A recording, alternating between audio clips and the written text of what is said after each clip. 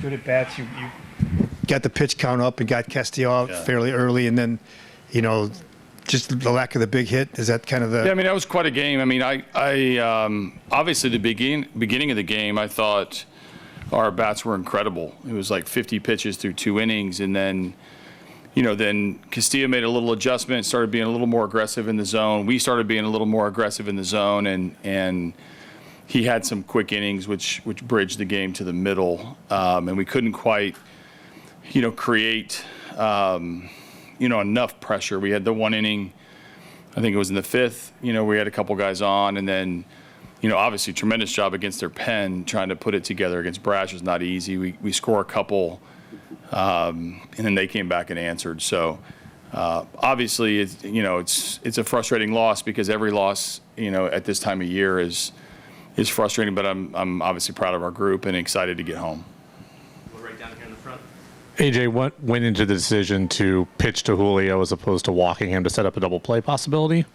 Yeah, I mean, it's always easy to pass the baton to the next guy. The guy on deck was doing a few things in his own right. So we trust Finnegan to make pitches. Their guy beat our guy and did a nice job. Even flipping Polanco around, has its own challenges with Finnegan. So, it was just the route that we took, and I think he might have hung it a little bit up in the zone. Julio didn't miss it, and that's how they score their run. Here in the second row, right? AJ, how did Torik's hit tying the game impact the bullpen decisions, particularly with Finnegan, given how often, or how much use he's had? Yeah, I mean, before the game, we talked about our bullpen, and our guys were ready to go. So, I think a couple of their good hitters did a good job of hitting pitches that Finnegan left up in the zone. Cal gets the double, Julio gets the double. Then I thought Finnegan battled back really well to stay in that. A little bit unlucky with the broken bat single, and Herder came in and was able to get the last out, and there we have 1 run. If we could get anything started against Munoz, which is a tall task, that was our hope at that point. But obviously Finnegan was going to pitch in a tie or up game. I had Tommy up. I'm sure you guys saw that. If we were in a down game, but at the top of the order, we're going to attack them with our best.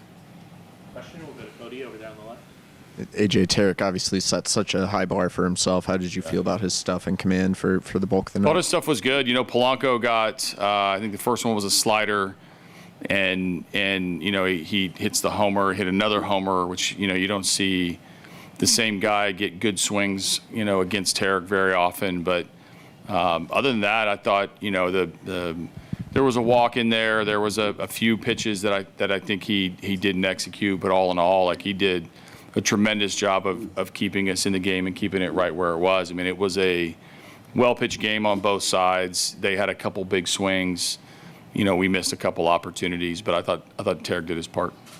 Evan here in the middle. AJ, in the 5th inning, they pulled their starter and they went to the bullpen with runners in the corners, 2 outs. What'd you like about sticking with Carpenter in that situation? Yeah, I mean, that's that's a judgment call with 2 outs, and where only one thing can really help you is the hit. And obviously, they would probably love Carp to be out of the game. He came up as the tying run later in the game. There was a ton of game left, and Inspire's no easy task on righties or lefties. A lot of punch out is in his game. So chose to keep Carp in the game for the fact that we had so much game left, rather than make that move. So Carp had a good look at him last night. Thought he had some good swings, but obviously Spire got him tonight.